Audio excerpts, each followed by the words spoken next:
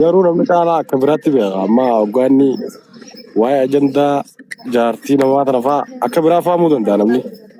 Addatti hedduuta kan alfaadhu dhugaa jirus bartee qirreessa hoo soo kanaafi wanti gochuu qaba yoo jiraate keessaan kottaa waan dubbanni yoo jiraate ni dubbattan isin sanirraaf immoo diyyuu yoo garteetiin lakkii kanaa miti jedhee ammaan tana kunoo tekkisina barreessee asin waan biraan attaasaa waan biraa jechuu giraanii kunoo siin garsa jaalfatee dhoo keessanii dhufta soo kanarraa okay faanuma takkaan dubbaddaa hawaasni asirra turtanii zaadheeraa kanan wajjin dadhabaa turtanii fi kan ifaajee qabaltanii akka jarri kun walitti fayyuuf gartee tolooltummaa lafa asirra turtanii big respect bakka guddaa isinii qabna galatooma mana kana gubbaa akka Hussein Mahabaraa ture akka Qeeransaa ture akka Jaaljunee ture nama hedduutu as gubbaa ture haasoyni naatu hafee yoo taate malee haasoyni nafne hin finne haasawa dubbiin heddummaatti faratti hin fe'anis ni jedhanii amma wanni jiru gartee obboleessa keenya dubbuma uwwisuu barbaada malee dubbii fixuu hin barbaadu waan ta'eef dubbiin yoo bultees hedduu bareedaadha isin warri as teessanii taaptaabii miliyoona gootanii koppiliinkii akkuma jira gootanii as turtan galatooma bakka Hussein Mahabaraa bu'ee bakka gartee Qeeransaa bu'ee bakka warra as gubbaa turee bu'ee hedduu galatoomaa isin jechuu barbaada. Aga gurbaan yoo akkuma jiru kanatti qatti fufee rabshaa biraa godhu yoo taates waliin agarra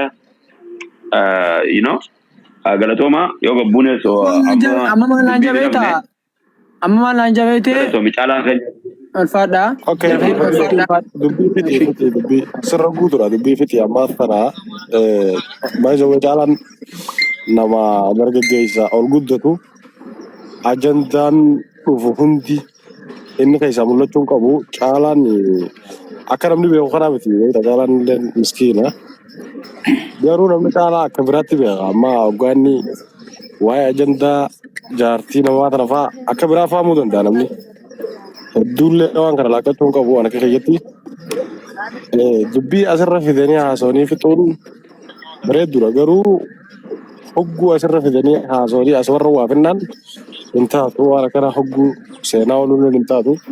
Murteesseen jira. Ittiin si dabala qeeransa kiyyaa ittiin si dabala murteesseen jira reefu murteesseen jaalfachuudhaan dhagee silayyuu mucaan kun borgagala geema qabaan jedheen borgagala geema qabaa geema kanarratti inni mo'amee taanaan ani immoo tiyyuu rabshaan kiyyatti fufa gahoo inni mo'ate isinirraa hin dhaabbata uummata akka maqaa isinitti kaasuun jeeni dhaabsisni barsiifadheen jira jaalfachuudhaan kun warra gaakiyyaa kanaaf warra gartee viidiyoo waraabee na rabsus warra komentii na rabsullee galatooma alfaadhaa borgagala achitti wal agarraan jedheen akka dhiiraatitti yoo mucaan kun kageema kana mo'ate ani waa hundarraa isinii dhaabbadheen jira miyyoo qaxaleellee isiniif hin dhiisa wooma barbaaddaniyyuu dhiisii yottan isinii dhiisa yoo immoo kan mo'atamu ta'e rabshaan kiyyanumaa kana caalaatti fuutii iccitiin jirtu hundi ganaan gayyaasan jedheen akkasitti na hubachuu qabdan. Sanuma rakkoon jirtu kanuma. Rakkoon kaanii haasoyne jirtu hundi namni haasoyne. Akka waluban rakkoon hin jiru. Okay. Kuni rakkoon qabu kuni mala beeksisa geema isaallee akkasitti akka dhiira beeksisuufiin san hedduu sirraa hin gammade. Ganaallee beeksisii fi ilaa akkanaa hojii jirraa ni moohaa inshaallah obboleessa keenya hamtuun biraa isin jidduun jirtu. Wanni hunduu haala keessatti dhumatti inshaallah rakkoon hin jiru jaalfadhiiroo dubbifate. Wanni jiru Qeeransaa kiyya galatoomi amma wanni jiru michoonis lubbuun isii olte har'a eeyde caalaa galataa si malee galatoomi ammoo kan lamada yoo inni mo'ame handugumaaniin gartee qaxalee fudhadhee karaa bu'aa jee yoo inni ammoo kama'utee harkaan irraa kaasaa fi anaa dhiifama gaafataa hojii badii umasaa sanuu. Isin hawaasni yoo akkas godhuu dandeessan gaajara kana wali fayyiftan jeetii yaada lama gantaa galatoomaa yoo san hin ta'in ammoo akkuma ja'ametti yoo gurbaan kan mo'amu ta'e ajandaan kun itti fufaa jechuudha walii galee akkasii galatoomaa lama gantaa walitti deebina jiraadha.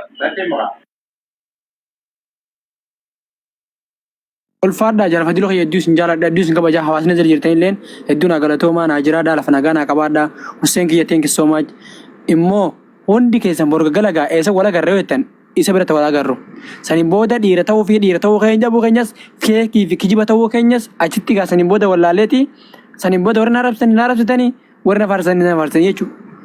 Okay, nuti bakka dhiiraatti akka dhiiraatti argamna, bakka akka dhalaatti, bakka akka ijoolleetti akka ijoolleetti argamna, bakka akka nama guddaatti argamna, bakka akka riteetiin shabaabatti akka shabaabatti argamna. Okay, akkasitti nu hubadhaa, naa galatoomaa naa jiraadhaa, qireensa kiyya seen kiyya hedduus hin jaaladhaa, lafa nagaa qabadhaa, liif irraa boof hin deemaa, naa jiraadhaa. Thank you so much. Wallah, thank you bro. Ameefi. Ulfaadhaa guys, lafa nagaa bula. Bye bye. Bye bye. Bishaanee immoo bal'ina isinitti dhufa haatee bareeddii jennaan karaa kan dhufaa jirti ni gartaa itti jedhan Oromoo yoo Oromomaatu. Kanaaf bal'ina waa hunda itti dhufna tartiibaan waan jiru hunda isinii kakkannee isinii deemaa jechuudha. Galatooma lafa nagaa qabadhaa.